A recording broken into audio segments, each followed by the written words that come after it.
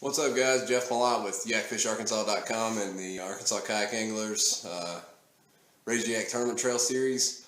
I want to go over something today that's a pretty common error, and it's something simple to fix before you go to your next tournament. Every tournament across the country, just about, especially all the ones here in Arkansas, use a Hawg Trough measuring device just like this one.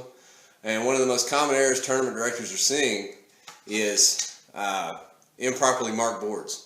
Makes it real hard to judge the fish, and if anyone's been to some live tournaments with a lot of anglers, you'll know that the longest part of the tournament is waiting for the weigh-in to get over.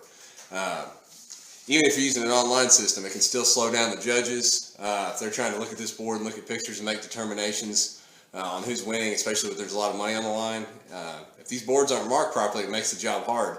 I know the Kayak Bass Fishing National Championship was decided by less than a half an inch or a quarter inch, and when judges are trying to make those kind of calls for $35,000, it's a big deal that you have your board marked properly so you don't cost yourself those needed inches. So anyway, I'm just going to go over a few quick simple things and make sure make sure your board's marked up properly. This one's already somewhat marked, you can see right here, but anyway, let me show you what we can do here. So to start with, if you look here on the end by the 30 and 25 to 30 mark, there's no marks on there. That's how the boards come from the store. There's a few out there now that are pre-marked, but if you look, those raised lines are hard to see without any kind of marker on there. So what you want to do before your next tournament is get a Sharpie or whatever marker and get the raised line, turn your Sharpie sideways, you can see this here, and just barely get the raised portion of that line darkened. See how I got that started? What I see a lot of people do is they take their Sharpie and put it right up next to this line, make this big thick mark, and think that's helping the tournament director out. Well, it's not at all.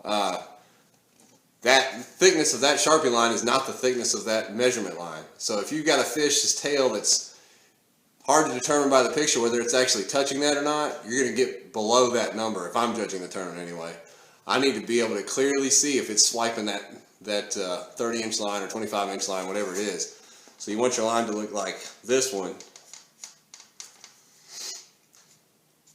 Just get the raised portion like that right there. Now you see the difference? Much easier to tell if you've got something ticking past that line than this thick sloppy line right here. So when you're doing your board, be real careful and go through here and make sure you're just getting the raised portions marked up. And also, before each tournament, go through here and make sure you don't have a bunch of your lines wiped off. Get those remarked and redarkened. Something else you're going to want to do that I recommend doing is down here near the bump board. Go ahead and take your Sharpie, I've already done it here, make a little line right there in the groove where the board meets the flat portion of the board meets the actual bump board where the fish's lip will be touching. Reason for that, gives a little contrast so that you can tell when you're looking straight down on this picture, is that really crossing that line and touching that board. Something else, put a sticker or some paint or mark this bump board up to give it some contrast against the flat portion of the board to make it real easy for tournament directors to make that call. Anyway, just a few simple things you can do to make the scoring faster, easier, more accurate for the judges. Go ahead and do that before your next tournament, and it'll make things a lot smoother. Thanks, guys.